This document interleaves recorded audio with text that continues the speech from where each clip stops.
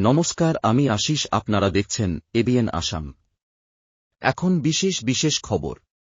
4 দিনের পুলিশি হেফাজতে ইউডিএফ বিধায়ক আমিনুল, ভারত রক্ষায় ধর্মযুদ্ধ চাই।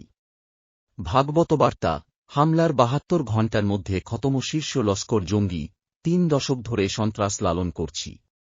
কবুল পাকিস্তানের, সংখ্যাগুরুদের ঐক্যবদ্ধ থাকতে হবে।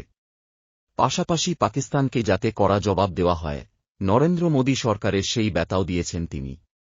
10 পহেলগাঁও কাণ্ডে বৃহস্পতিবার কাশ্মীরের পহেলগাঁওয়ে ভয়াবহ জঙ্গি হামলার ঘটনায় কোনো নির্দিষ্ট ধর্মীয় সম্প্রদায়ের কথা উল্লেখ না করে হিন্দুদের ঐক্যবদ্ধ থাকার বার্তা দিলেন আরএসএস প্রধান মোহন ভাগবত। তাঁর স্পষ্ট বার্তা, এটা ধর্ম বনাম অধর্মের লড়াই। ভারত রক্ষায় ধর্মযুদ্ধ জরুরি, কার্যত এমনটাই বলতে চেয়েছেন তিনি। বলা বাহুল্য, তার এই মন্তব্যে যথেষ্ট প্রভাব পড়েছে হিন্দু সমাজে। এই কঠিন সময়ে করতে হলে নিজেদের সামর্থ্য মুখ খোলেন সংঘপ্রধান মোহন ভাগবত।